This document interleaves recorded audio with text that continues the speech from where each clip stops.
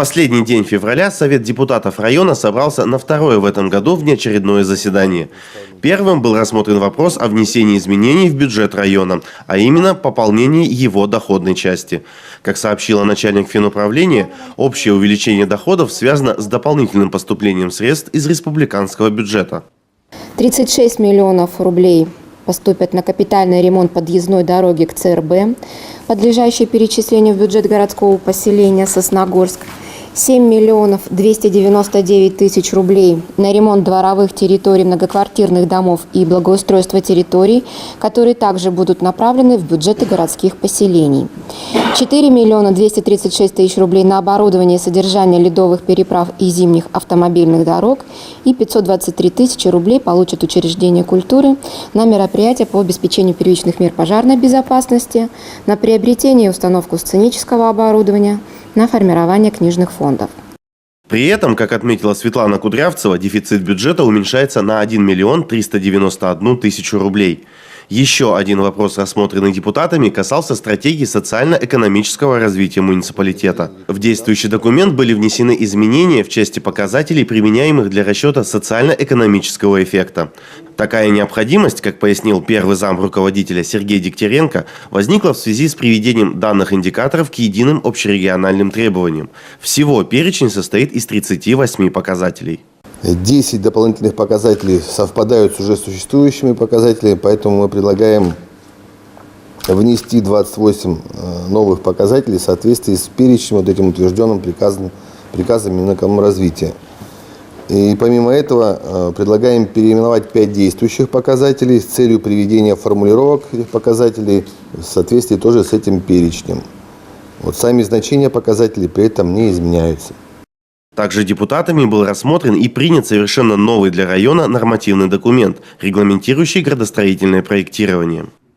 Данные нормативы определяют перечень показателей, пределы границ и устанавливают совокупные расчетные показатели по следующим областям: электро- и газоснабжение поселения, автомобильные дороги местного значения, здравоохранение, образование, физическая культура и спорт, обработка, утилизация, обезвреживание коммунальных бытовых отходов и другие области применения. Данные нормативы, пояснила главный архитектор, будут применяться разработчиками и заказчиками градостроительной документации, а также органами местного самоуправления для осуществления контроля проектных решений. Всего в ходе заседаний депутатами было рассмотрено 12 вопросов.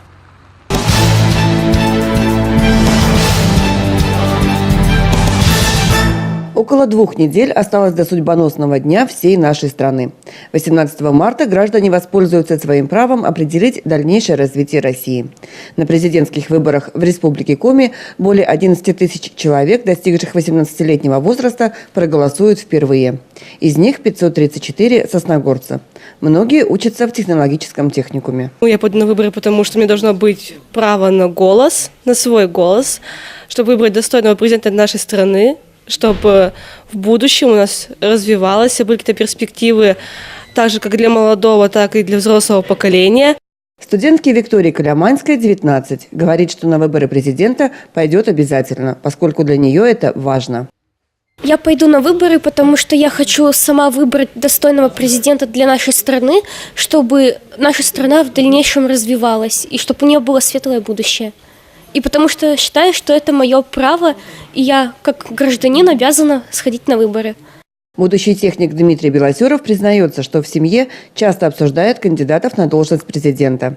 Эта тема до 18 марта самая актуальная, поэтому и вопрос, пойти ли на выборы, даже не стоит. Я хочу сам выбрать себе президента, который будет улучшать нашу страну. От нас зависит наш выбор и наше будущее. Кому мы выберем, такое будущее у нас и будет. Они все такие разные, но их объединяет желание жить лучше, смотреть с надеждой в будущее. Потому каждый отдает себе отчет в том, что шекспировская цитата «из ничего и вышло ничего» как нельзя актуальна сегодня. Будущий оператор нефтяных и газовых скважин Антон Беляев говорит, что за политической ситуацией в стране следит и, конечно, понимает, как важны выборы президента.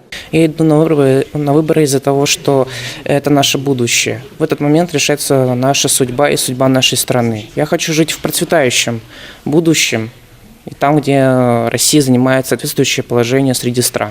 Соответственно, я хочу, чтобы это будущее наступило как можно скорее, как можно скорее люди у нас в стране жили гораздо более лучших условиях, чем жили, например, в 90-х и тому подобных тяжелых временах. 18 марта 2018 года. День главного выбора страны. 18 марта. День, который решает судьбу России. День, который определяет наше будущее. 18 марта. Выборы президента Российской Федерации. Каждый гражданин страны, достигший 18-летнего возраста, имеет право голосовать на выборах президента России. 18 марта. День, когда важен каждый голос.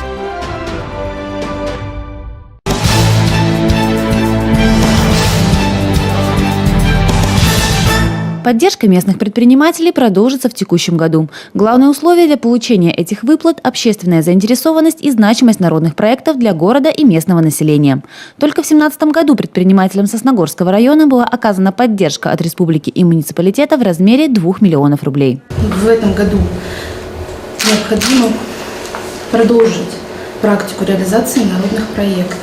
Для этого мы уже говорили на предыдущем заседании, что мы ждем от вас предложений до 1 марта.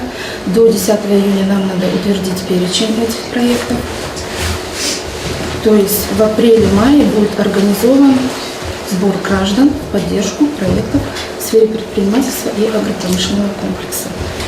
В рамках круглого стола обсудили и ряд других важных вопросов. Кроме проблем насущных, уделили время и теме возможности развития бизнеса. Такие услуги на бесплатной основе местным предпринимателям готовы оказать в Ухтинском бизнес-инкубаторе. Я, естественно, заинтересован в расширении аудитории. Слушатели, в том числе, я понимаю, что вы действующие предприниматели, но, возможно, какие-то из направлений для вас будут в том числе полезны. Посещайте наше мероприятие, я в этом заинтересован, чтобы были реальные представители бизнеса. В ходе диалога остановились на одном из наиболее важных и актуальных вопросов, касающегося всей страны – предстоящие выборы президента России. Вы, предпринимательское сообщество, являетесь основой экономики, любого региона и страны в целом. И это не только, можно сказать, такое почетное звание, но и статус, который предполагает ответственность перед всем муниципалитетом, перед нашим. Это вы прекрасно все сами и знаете. И прежде всего это в части вашей личной активности в важных общественных событиях. Именно таким событием являются выборы президента. Вопрос был встречен бурными обсуждениями, и все предприниматели сошлись во мнении, что принять участие в главном выборе страны должны непременно все граждане. Мне лично не все равно, в каком городе, в какой республике, в какой стране я буду жить и какой будет у нас президент. Я никого не собираюсь агитировать. Вы все должны прийти и сделать свой гражданский выбор. Со своей стороны предприниматели пообещали внести посильный вклад в привлечение жителей на выборы, поэтому на всех 25 избирательных участках района будет организована торговля. Бизнес-сообщество принимает активное участие и в региональном социальном проекте «Я выбираю». В проекте может участвовать каждый житель Республики Коми от 18 лет и старше. Для этого необходимо 18 марта принять участие в голосовании и получить подарок от одного из партнеров проекта на выбор. В Сосногорском районе свое участие в проекте подтвердили 19 партнеров. Таким образом, один из главных слоганов президентской избирательной кампании «Голосовать легко» можно с полным правом дополнить «Легко и выгодно».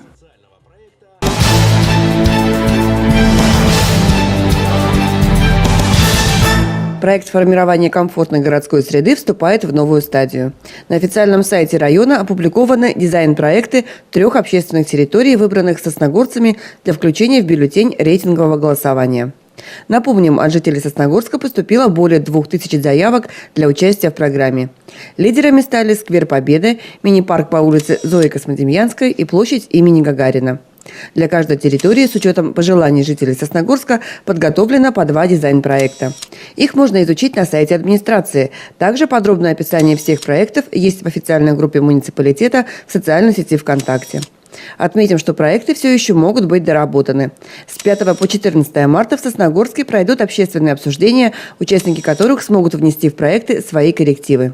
И уже 18 марта жители Сосногорска всенародно выберут тот объект, который будет благоустроен в 2018 году.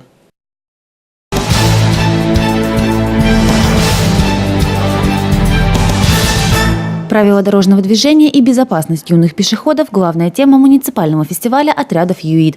Десятки школьников сегодня рассказывают о проделанной работе совместно с инспекторами ГИБДД и своими педагогами. 6 команд по 5 человек борются за звание лучшего отряда юных инспекторов дорожного движения. Каждая команда приготовила визитную карточку своего отряда. Это название отряда и непосредственно представление отряда ЮИД. Потом идет игра у нас по станциям, Центр велосипедных наук, школа в каверзных вопросах и светофоры на перекрестках.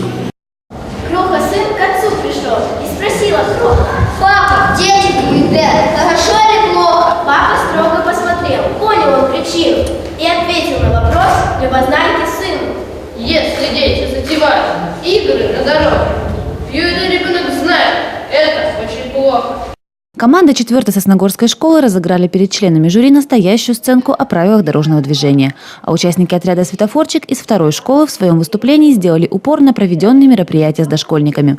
В прошлом году ребята из этого отряда уже участвовали в таком фестивале, но тогда призовое место занять не удалось. К сегодняшнему конкурсу ребята подготовились основательно.